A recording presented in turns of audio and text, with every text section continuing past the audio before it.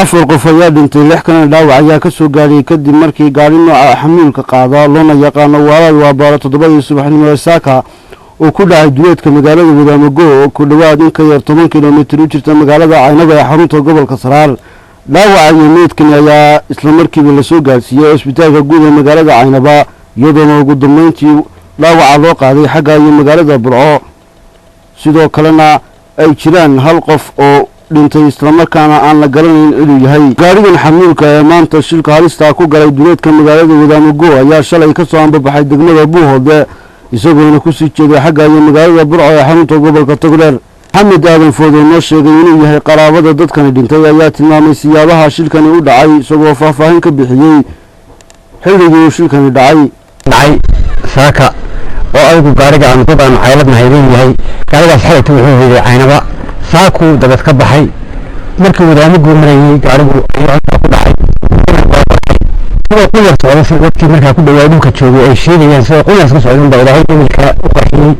dadana gaarigu uu dhacay halkaa waxa ku dhintay 3 qof baa halkaa ku dhintay 3 qof waa darawalka gaariga waday baa adeero ah midna waxa la inoo sheegayaa oo aan imilka aan korka ka haynin la inoo sheegayaa midna waxa la leeyahay waxa weeyaan dadka la yiraahdo dadkan la yiraahdo aar halkaa 3 ay ku dhinteen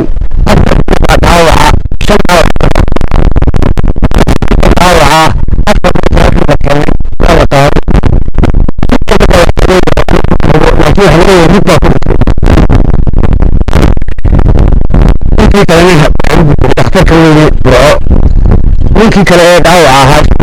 ninkii rarka gaariga waxaabuu ahaa ninkan waxa uu la joogaa meesha la yiraahdo Wadaamago iyo gaariga baan kaga nimid hadeer aaskii baa lagu jiraa waxaan doonayaa inaad sawirka ku darto meedka aar si uga soo baxo DTV-da caalamiga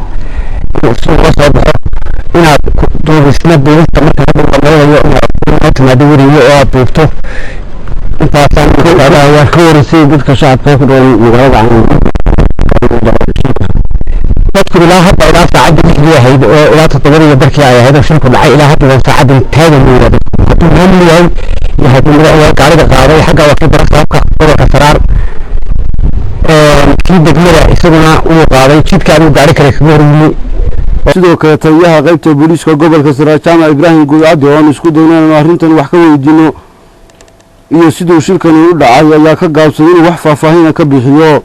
asi kastaba ha ahaatee dadkan shacabka ee ku dhaqan magaalada Caynaba ee xarunta gobolka Saraar ayaa si naxariis ku dhahan tahay ugu gurmaday sidii ay wax kasta ula qaban lahaayeen dadkan shacabka ee dhibaatadu ka soo gaadhay shilkani gaari ee maanta ku haleelay duleedka magaalada Wadaamago Maxamed Aadan Dirir telefishinka caalamiga ee Somali Channel Caynaba.